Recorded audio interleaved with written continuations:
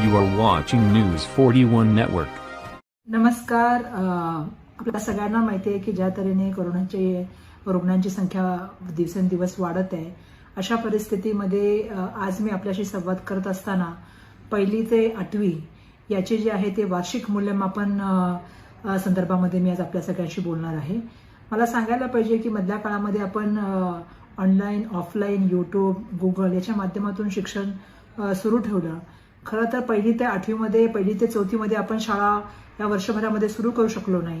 5वी ते 8वीच्या शाळा आपण सुरू केल्या, परंतु काही ठिकाणी शाळा सुरू झाल्या, काही ठिकाणी शाळा सुरू होऊ शकल्या नाहीत. आणि ज्या ठिकाणी शाळा सुरू झाल्या त्या ठिकाणी सुद्धा त्यांचं पोषण काय पूर्ण करू शकले नाही. परंतु आपण सातत्यपूर्ण हा प्रयत्न करत होतो की मुलांपर्यंत विविध माध्यमातून शिक्षण पोहोचावं आणि मुलांचं शैक्षणिक नुकसान होऊ नये.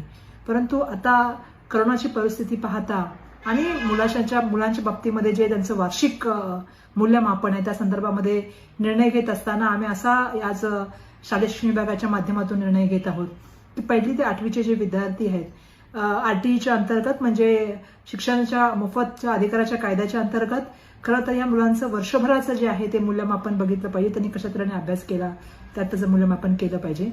परंतु यावर्षी जशी परिस्थिती आपण सगळेजण जाणता, त्यामुळे हे यावर्षी होणं शक्य नाही.